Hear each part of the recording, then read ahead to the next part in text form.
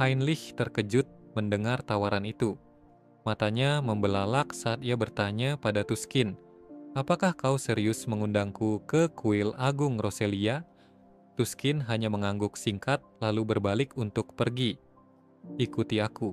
Perintahnya singkat sambil meninggalkan Heinrich yang masih tercengang. Heinrich buru-buru mengikuti sambil bertanya, apakah dia bisa mengemasi barang-barangnya dulu? Tuskin menggeleng. Nanti saja.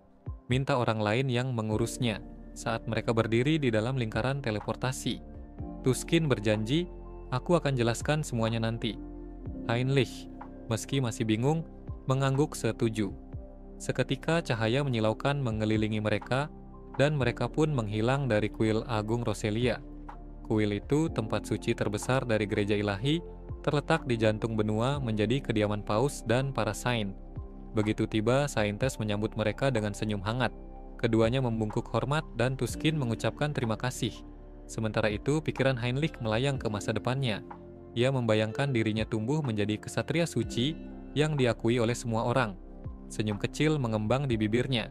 Ia berencana untuk berkembang perlahan di bawah cahaya, sementara pekerjaan kotor akan ditangani oleh avatar lainnya di balik bayang-bayang.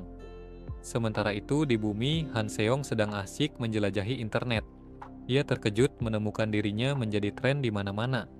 Popularitasnya melonjak, tapi pikirannya justru tertuju pada sesuatu yang lebih serius.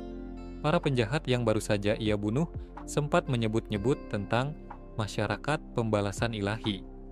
Apa gerangan itu? Han Seong memutuskan untuk menunda pencarian jawabannya. Fokusnya sekarang adalah membersihkan kota dari para penjahat dan menyelesaikan misi-misinya. Dengan mengenakan hoodie dan topeng, Han Seong atau Heinz berjalan menyusuri jalanan yang ramai. Ia menuju sebuah toko yang terlihat biasa-biasa saja. Begitu masuk, pemilik toko menyambutnya dengan acuh. "Ini bukan toko gadai," kata pemilik toko malas tanpa mengangkat pandangannya dari buku yang sedang dibaca. Heinz tak menyerah. Ia mengeluarkan sekantong koin dan menebarkannya di atas meja. Pemilik toko terkejut. Koin-koin itu adalah lencana dari kelompok perdagangan manusia yang terkenal kejam, Commerce Syndicate. Heinz bertanya dengan nada dingin, masih tidak tertarik. Pemilik toko kini ketakutan, buru-buru menyuruh Heinz masuk melalui pintu belakang.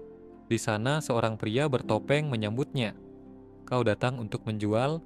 tanyanya. Heinz mengangguk, lalu bertanya apakah pembayaran bisa dilakukan dengan sesuatu selain uang tunai. Pria bertopeng itu memeriksa lencana-lencana itu, lalu menawarkan tiket lotre hadiah utama. Heinz menyetujui dengan lotre seharga 6,1 miliar per tiket dengan periode penukaran 4 bulan. Heinz meminta 2 tiket, tapi pria bertopeng itu ragu. "Ini tidak cukup," katanya. Tanpa banyak bicara, Heinz mengeluarkan 3 batangan emas dari subspace storage-nya.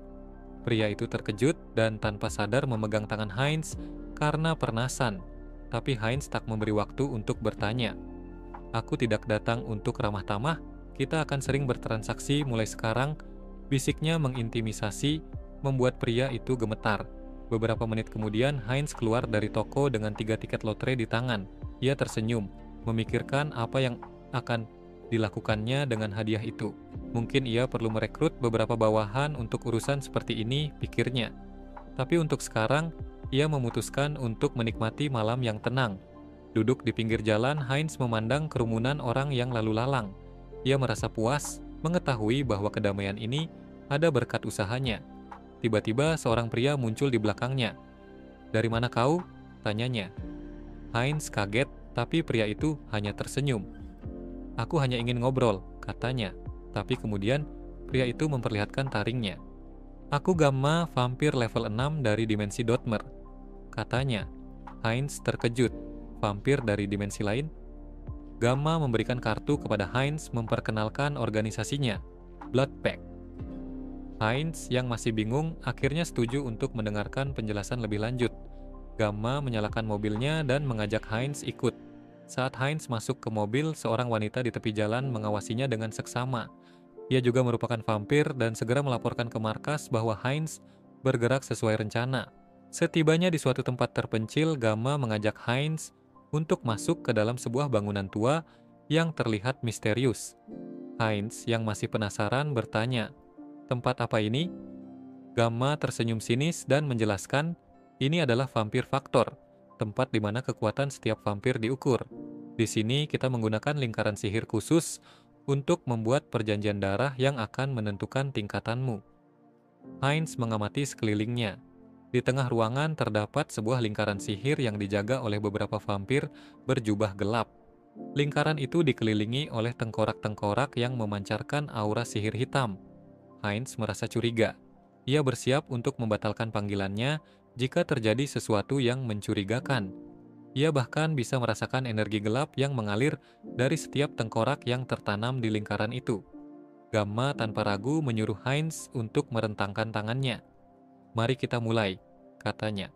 Heinz mematuhi dan darahnya menetes ke lingkaran sihir. Tiba-tiba 5 orb cahaya muncul dari darahnya, menunjukkan bahwa Heinz adalah vampir level 5. Para vampir yang hadir terkesan dengan regenerasi cepat yang ditunjukkan Heinz. Namun, Gamma tampak lega. "Hanya level 5, gumamnya, lalu memberi isyarat pada vampir lain untuk memotong tubuh Heinz. Lingkaran sihir pun diaktifkan, menjebak Heinz di dalamnya. Heinz yang sudah bersiap berencana memanggil Hans untuk membantunya. Namun tiba-tiba pintu ruangan itu terbanting terbuka.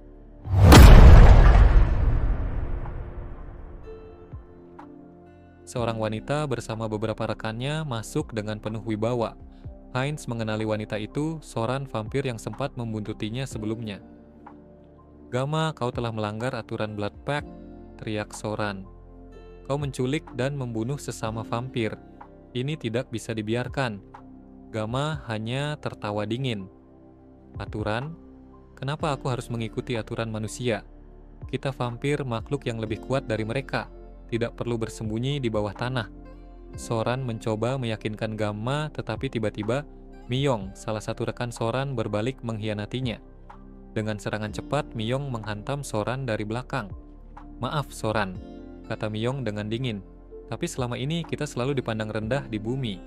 Aku lelah hidup dalam bayang-bayang." Soran yang sudah terluka tidak bisa melawan.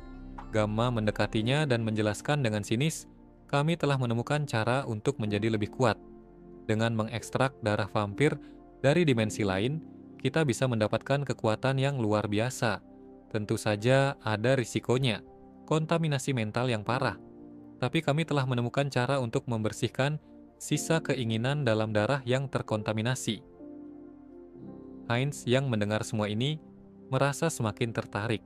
Ia tahu bahwa kanibalisme antar dimensi bisa memberinya kekuatan yang luar biasa. Namun, ia juga menyadari risikonya. Jika tidak berhati-hati, ia bisa kehilangan akal dan menjadi vampir gila darah.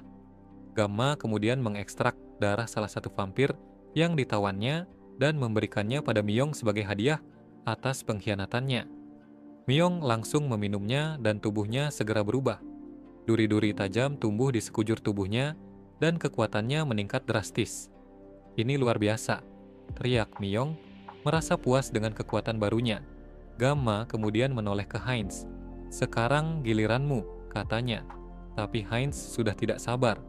Ia memanggil Hans yang segera muncul bersama pasukan tengkoraknya. Para vampir panik mencoba melawan, tetapi sia-sia. Hans dengan mudah menusuk Miyong dengan sihir hitamnya,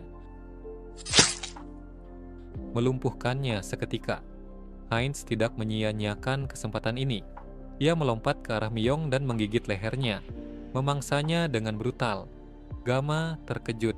"Kau gila, melakukan kanibalisme secara langsung?" teriaknya. Heinz hanya tersenyum. "Aku sudah melakukannya berkali-kali," katanya.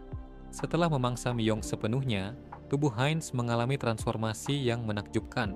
Semua giginya copot dan digantikan oleh taring-taring yang sangat tajam. Ia juga mendapatkan skill baru, Hybrid Evolution, yang memungkinkannya berkembang secara fisik setiap kali menyerap vampir faktor dan mencuri kemampuan darah targetnya. Tangannya kini bisa menumbuhkan duri-duri tajam yang siap menghancurkan musuh. Gamma, yang kini ketakutan, tidak bisa berkutik. Heinz mendekatinya dan memberikan pilihan. "Jadilah budakku atau jadi mangsa. Aku butuh organisasi untuk menjalankan rencanaku. Jika kau melawan, aku akan menjadikanmu pasukan tengkorakku." Gamma yang sudah tak bisa berkutik hanya bisa ketakutan akan kengerian itu. Heinz, setelah menyerap kekuatan para vampir yang melawannya, merasakan perubahan besar dalam dirinya. Hybrid evolution yang dimilikinya kini memberikan ciri-ciri vampir baru, termasuk skill insane yang memungkinkannya mengukur kondisi fisik dan statistik lawan. Ia juga menyadari bahwa para vampir yang ia mangsa memiliki bloodline power, kekuatan yang diturunkan melalui garis keturunan mereka. Dengan kemampuan barunya, Heinz bisa mencuri semua kekuatan itu, menjadikannya semakin kuat. Gamma yang masih terikat di tiang tidak bisa mempercayai apa yang baru saja terjadi. Bagaimana mungkin kau bisa memakan sesama vampir dan tetap waras? Tanyanya, suaranya gemetar, Heinz hanya tersenyum dingin.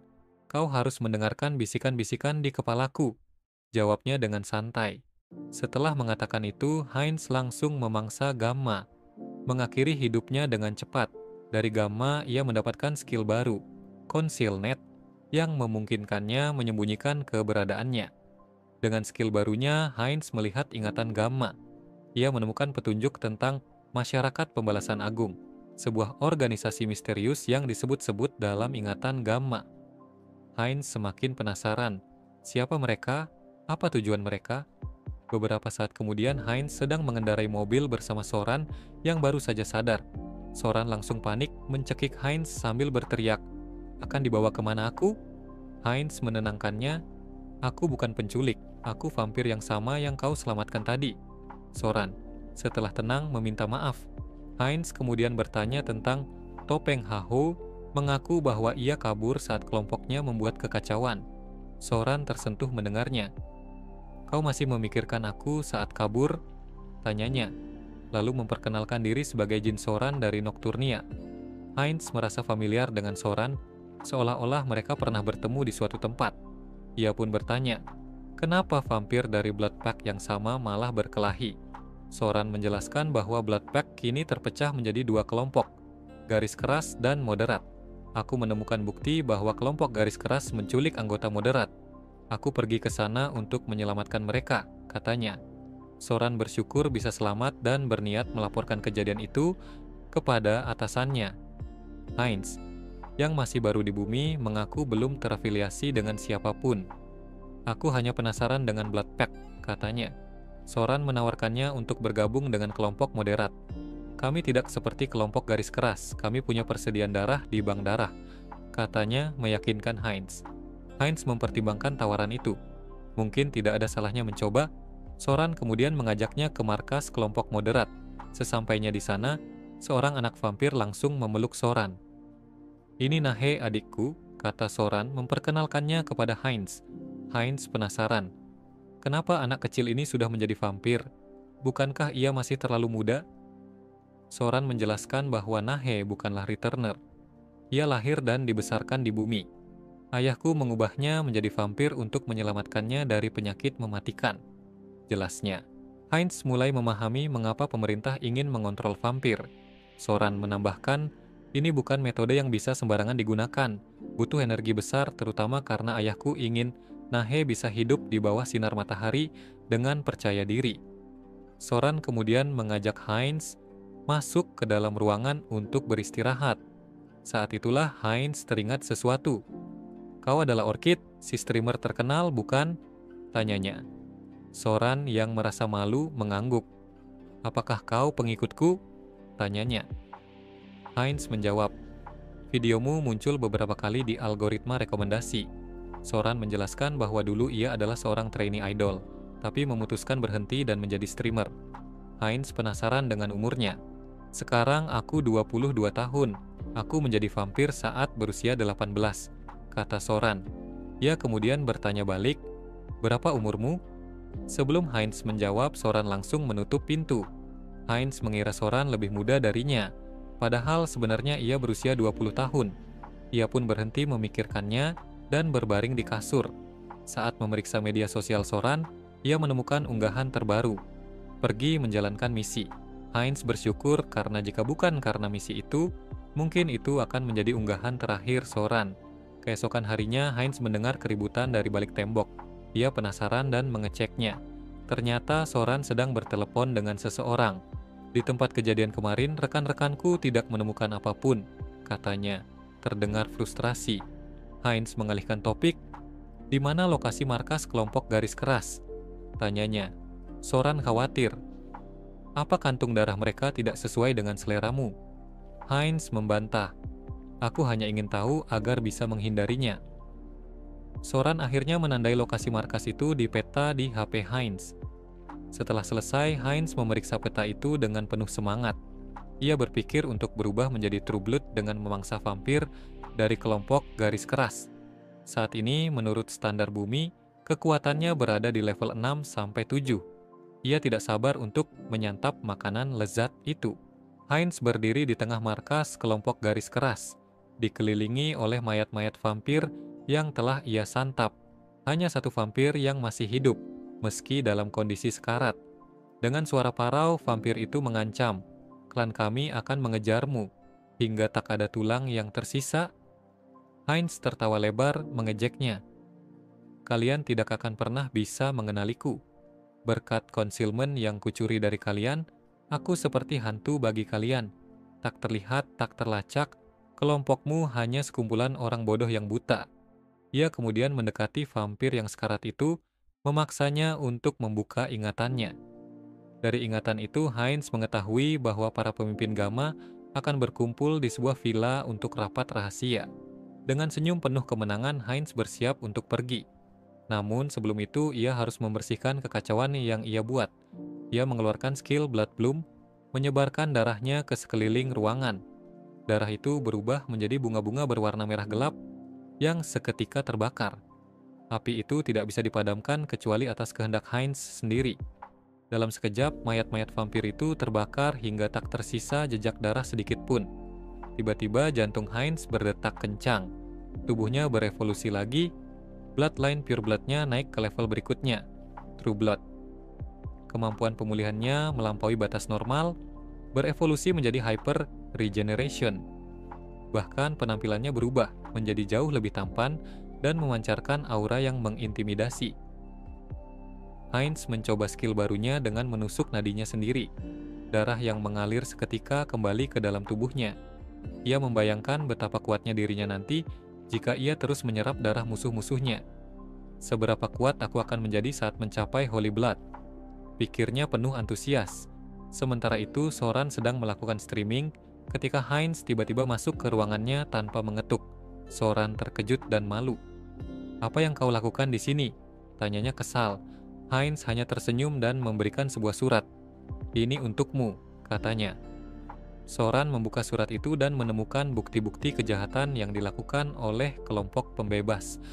Ia penasaran, siapa yang mengirimkan surat ini? Namanya tidak tercantum, tapi Soran teringat pada Topeng Haho. Ia bingung karena satu-satunya orang yang pernah berbagi informasi tentang kelompok garis keras adalah Heinz.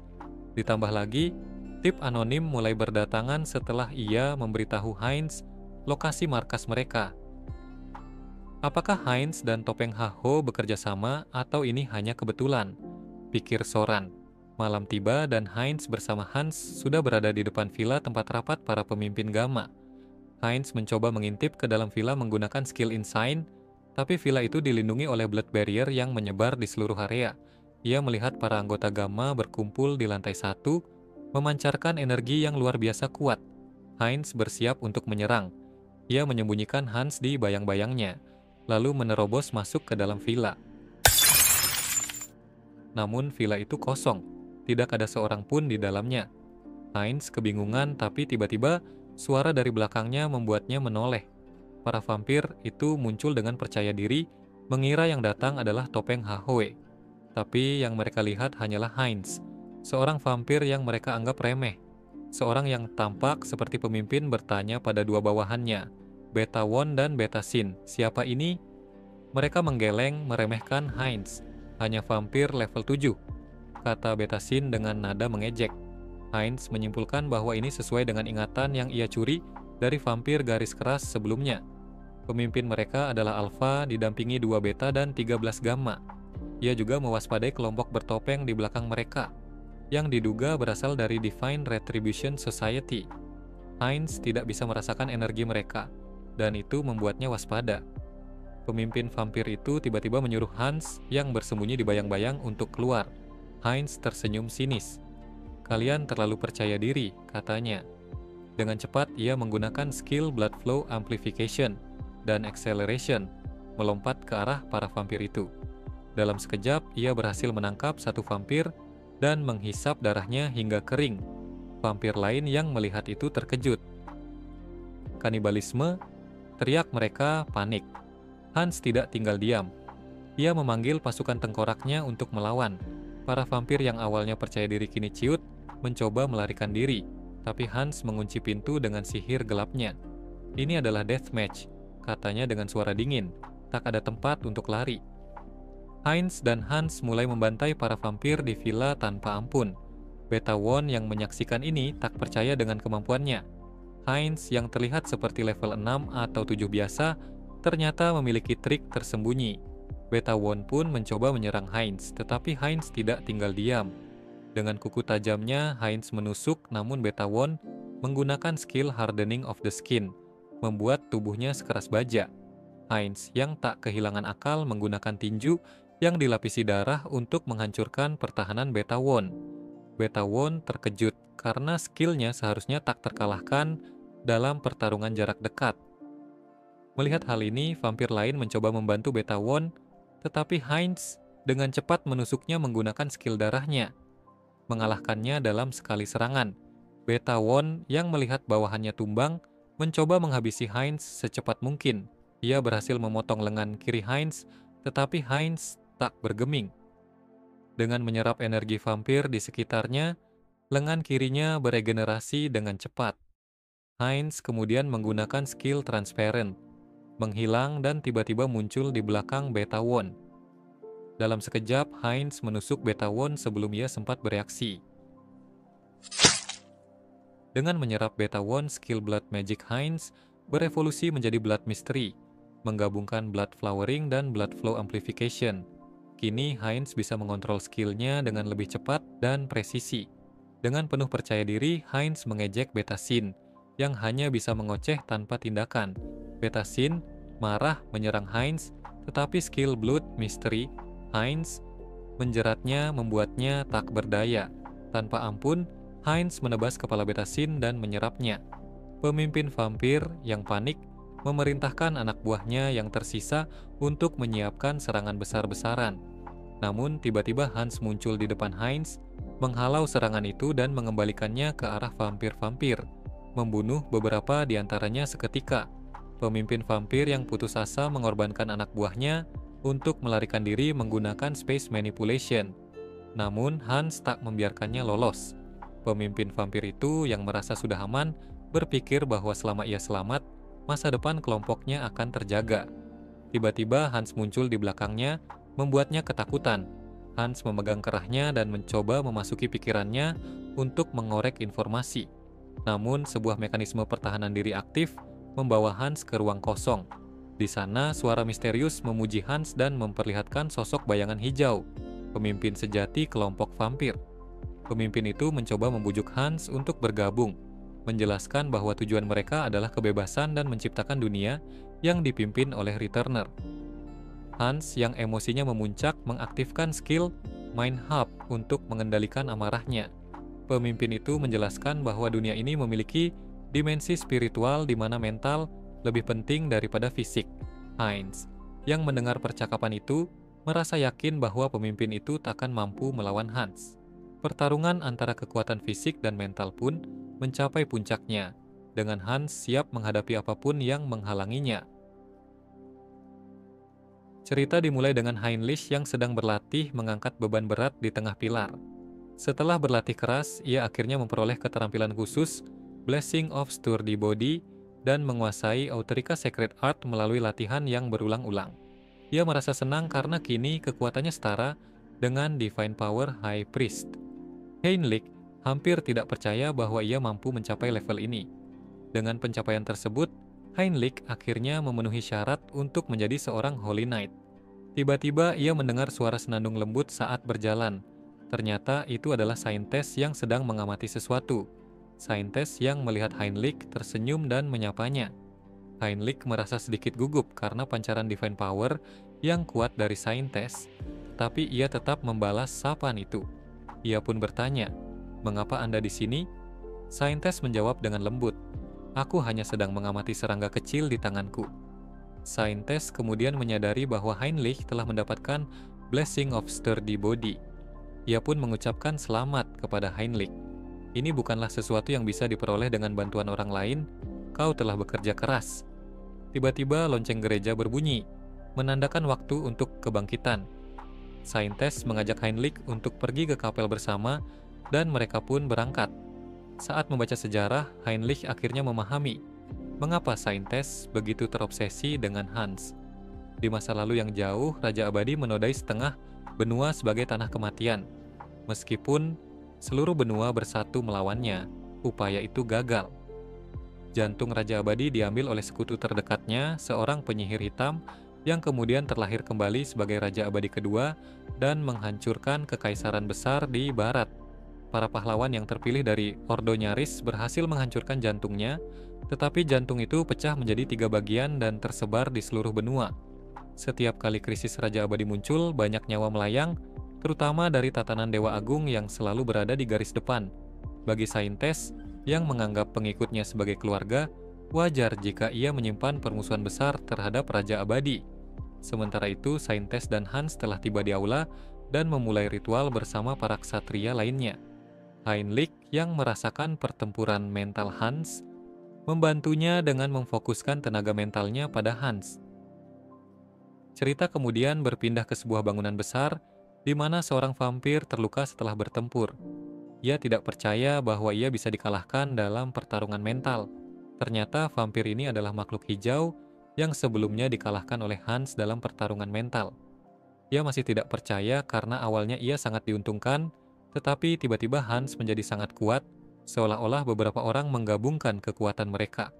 Melihat kekuatan Hans yang mengerikan, vampir itu memerintahkan pelayannya untuk memberikan arahan mendesak kepada seluruh cabang, bersembunyi, menghentikan semua operasi, dan menghapus semua informasi, terutama untuk cabang Korea. Dalam pertarungan mental terlihat bahwa Hans telah mengalahkan makhluk hijau itu dan menyerap pecahan hijau untuk mengembangkan dark magic-nya menjadi Path of Sorcery. Ia pun bersiap melacak perkumpulan pembalsam ilahi yang bersembunyi, dimulai dari cabang Korea yang tersembunyi di hutan. Sesampainya di markas pembalsam ilahi cabang Korea, Hans membantai semua vampir yang ada, hanya menyisakan satu vampir yang sekarat. Hans bertanya apakah perintah evakuasi sudah dikeluarkan. Meskipun vampir itu tidak memberikan jawaban yang memuaskan, Hans berhasil mendapatkan satu bagian data penting. Ia pun melihat kertas informasi itu dan tiba-tiba marah besar. Ternyata, ledakan yang menewaskan kedua orang tuanya dan membuat kakinya lumpuh adalah rencana dari Divine Retribution Society. Dengan penuh amarah, Hans langsung membunuh vampir di depannya dan bersumpah akan membalas dendam dengan membunuh semua anggota organisasi itu. Cerita memperlihatkan Han Seong yang sedang menatap layar komputernya, menyaksikan berita tentang kecelakaan di stasiun Seoul yang menewaskan orang tuanya dan membuatnya tidak bisa berjalan lagi. Ia sempat berpikir bahwa tidak ada yang bisa ia lakukan, namun ternyata di balik aksi teroris yang merenggut keluarganya itu adalah Divine Retribution Society. Han Seong pun bersumpah untuk meningkatkan kekuatannya, tak peduli berapa banyak waktu dan sumber daya yang dibutuhkan. Ia bertekad untuk membalas dendam dan memberikan kesenangan terbaik kepada mereka. Sementara itu, Heinz mencoba skill baru yang ia peroleh, Refined Blood, dengan memurnikan dan mengompres darah yang terakumulasi dalam tubuhnya. Ia kemudian menanamkan darah itu ke tubuh vampir lain untuk memperkuat mereka. Skill ini memungkinkan Heinz untuk mengendalikan vampir yang patuh dan menghancurkan mereka yang melawan. Setelah berhasil menguasai beberapa vampir, Heinz tiba di tempat Soran, seorang vampir yang memberitahunya bahwa semua orang garis keras telah ditangani, kecuali Alpha. Sebagai imbalan, Soran ingin bertemu dengan pemimpin moderat. Heinz menunjukkan kekuatannya sebagai bukti, membuat Soran tidak bisa meragukannya. Soran pun segera menghubungi pemimpin moderat. Heinz akhirnya bertemu dengan pemimpin moderat, seorang wanita yang didampingi oleh seorang pengawal. Heinz menjelaskan tujuannya. menjaga perdamaian dan membasmi kelompok vampir yang tersisa. Pemimpin moderat sempat berpikir bahwa tujuan itu bertentangan, tetapi Heinz siap menghadapi segala kemungkinan, termasuk memangsanya jika diperlukan. Namun, pemimpin moderat itu akhirnya menyetujui usulan Heinz untuk menyerap orang-orang garis keras. Sebagai gantinya, ia meminta Heinz untuk membawa Soran bersamanya sebagai jembatan antara kedua faksi. Mereka pun menyetujui kesepakatan itu dan bersulang untuk membahas lebih lanjut tentang faksi baru yang akan mereka bentuk. Setelah pertemuan, Heinz mencoba menanamkan Refined Blood ke tubuh Soran.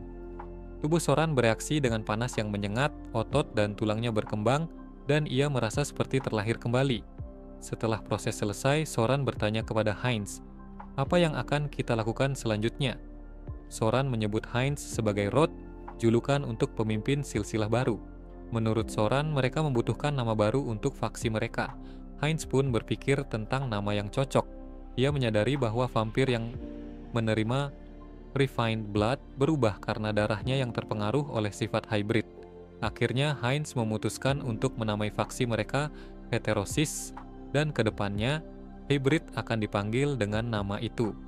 Heinz merasa sangat bersemangat dengan perkembangan ini. Kembali ke kediaman Han Seong, ia sedang menatap layar komputernya, memikirkan rencana selanjutnya. Ia tahu bahwa ia perlu mendapatkan lebih banyak karma, misalnya melalui perang atau terorisme. Namun, ia segera tersadar bahwa melakukan hal itu akan melibatkan banyak orang tak bersalah. Ia pun berpikir, masih ada satu cara. Hans yang merupakan ancaman bagi umat manusia, dan Heinrich, sang warrior of truth, akan bertempur. Han Seong memutuskan untuk menjadi pahlawan dalam konflik ini. Ia kemudian memanggil avatar kelimanya, Harley, dan memerintahkannya untuk bersiap. Han Seong berpikir untuk mengembangkan adab lebih jauh lagi. Tiba-tiba ia teringat sesuatu. Cerita pun beralih ke Hans yang menemukan sampel hemolysis. Hans berpikir, jika Harley beradaptasi dengan gen ini, ia akan menjadi senjata biologis terkuat. Cerita memperlihatkan saintis yang sedang berdiri di tengah hujan. Heinrich yang melihatnya segera menghampiri sambil membawa payung agar saintis tidak kehujanan. Ia bertanya, "Apa yang membuatmu khawatir?" Saintis menjawab dengan lembut, "Aku hanya merasa ada yang tersumbat di dadaku." Heinrich yang merasa khawatir memintanya untuk masuk ke dalam agar tidak sakit. Sementara itu, di tengah hutan, tepatnya di sebuah ruangan penelitian rahasia, terlihat Hans, Heinz, dan Harley sedang melakukan percobaan. Hans memuji saintis yang bahkan dengan perlindungan mereka masih bisa merasakan keberadaan tempat persembunyian mereka. Hans kemudian mengeluarkan sebotol darah yang merupakan data penelitian dari Divine Retribution Society dan mencoba menyuntikannya ke tubuh Harley untuk eksperimen.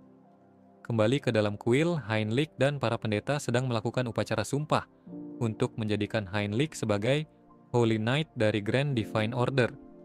Mereka melakukan ritual sumpah dan memberikan kalung salib kepada Heinrich. Setelah upacara, Heinrich mendapatkan skill baru, Blessing Leap. Tak hanya itu, ia juga mendapatkan blessing tambahan yang membuat para pendeta terkejut. Ini menandakan bahwa dewa sedang mengawasinya. Heinrich pun merasakan kehadiran dewa yang mengamatinya, seperti saat ia pertama kali dipanggil. Ia memeriksa blessing baru yang ia dapatkan dan menyadari bahwa blessing itu memberinya kemampuan untuk berteleportasi.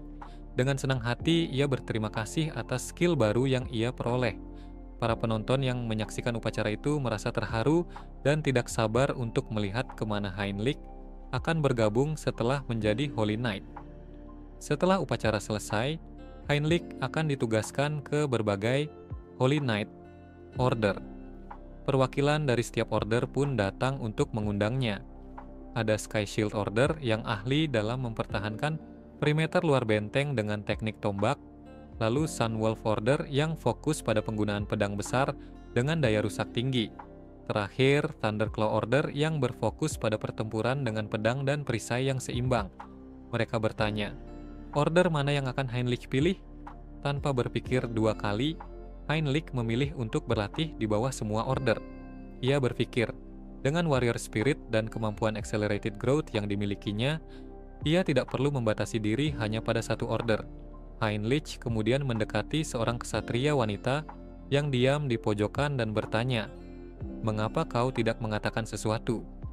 Ksatria wanita itu menjawab bahwa order mereka hanya memilih yang terbaik dari yang terbaik. Menurutnya, Heinrich tidak buruk dengan tingkat divine power-nya, dan ia bisa mengikuti ujian mereka. Heinrich pun penasaran, apa kriteria order ini? Divine power-ku seharusnya sudah di tingkat teratas.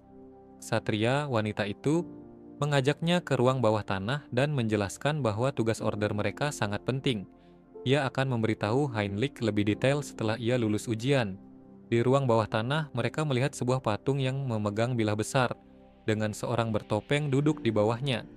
Patung itu menggambarkan seorang penyelidik ajaran sesat. Ksatria wanita itu menyuruh Heinrich membaca teks di atas meja. Heinrich yang takut identitasnya terungkap sempat berdalih dan merasa imannya dipertanyakan. Namun, ksatria wanita itu meyakinkannya bahwa ini hanyalah prosedur. Heinrich yang tidak bisa berbuat apa-apa lagi, akhirnya membaca teks itu dengan lantang. Tiba-tiba lingkaran sihir terukir di mulutnya, membuatnya merasa kepanasan. Setelah selesai, Heinrich diizinkan masuk. Ia pun bertanya, apa itu semacam sihir larangan untuk mengungkapkan rahasia? Ksatria wanita itu menjelaskan bahwa itu adalah blessing untuk mencegah pengungkapan informasi rahasia. Ia kemudian menjelaskan bahwa mereka adalah Radiant Shield Order, yang misinya adalah menjaga kuil bawah tanah kuil agung dengan nyawa mereka. Pintu gerbang pun terbuka dan di dalamnya terlihat dua penjaga yang berdiri di depan sebuah fragmen terakhir dari Immortal King. Heinrich bisa menebak bahwa fragmen Immortal King yang tersembunyi di kuil bawah tanah pasti sangat berharga. Bagaimana mungkin salah satu kekuatan terbesar di dunia ini tidak ditemukan selama ratusan tahun? Ia pun ingin mengambil potongan itu sekarang, tetapi ada 4 Knight Order yang melindungi kuil agung, dan jelas itu tidak mungkin. Heinrich mencoba memikirkan rencana untuk mengambil fragmen itu.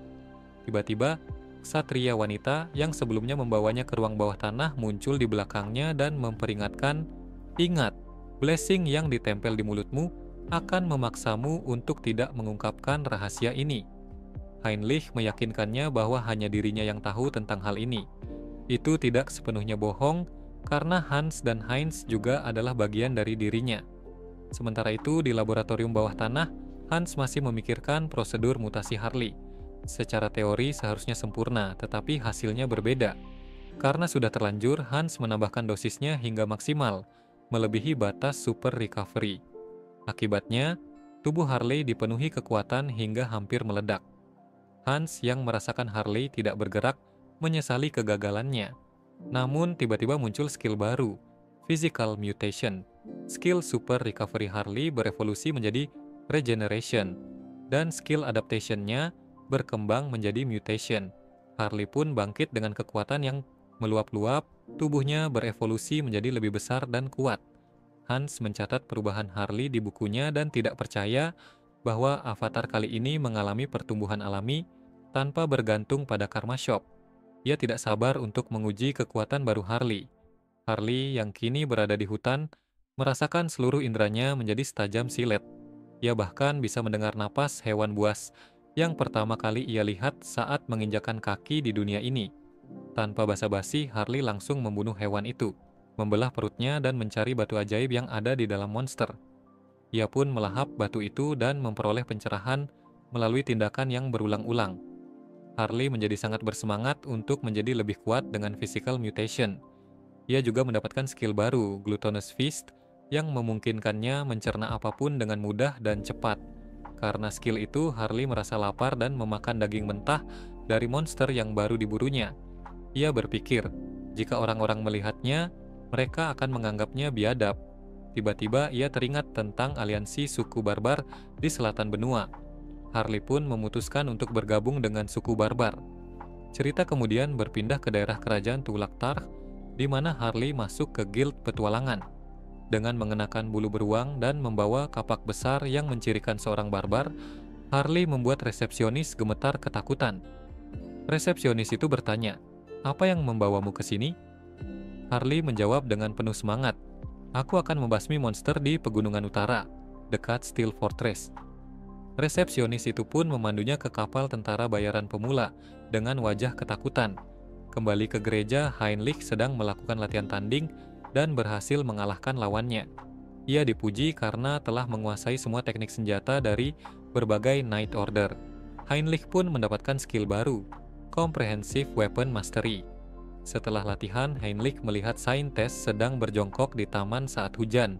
Ia bertanya, "Apa yang kau lakukan?"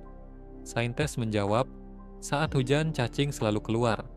Aku membagikan holy powerku kepada mereka untuk menghibur mereka." Heinrich pun bertanya lagi, "Apakah ada upacara? Kau mengenakan jubah lengkap." Saintes menjelaskan bahwa ia akan bertemu tamu yang mampu melacak Immortal King. Ia bertanya apakah Heinrich tertarik untuk ikut dalam acara itu sebagai Knight of Honor. Heinrich pun menyetujuinya dengan penuh semangat. Cerita berpindah ke dalam aula di mana Heinrich dan para ksatria sudah bersiap di posisi mereka bersama para pastor. Heinrich penasaran siapa tamu itu. Tiba-tiba ia pun terkejut karena tamu itu adalah seorang High Elf. Di sebuah toko, terlihat seorang pembeli sedang melihat-lihat barang dagangan. Pedagang toko protes karena pembeli itu hanya melihat-lihat selama berjam-jam tanpa membeli. Pembeli itu yang bernama Hubert menjelaskan bahwa ia ingin lebih memahami barang-barang yang dijual. Hubert adalah avatar keenam Han Seong yang diperoleh melalui perkembangan Harley.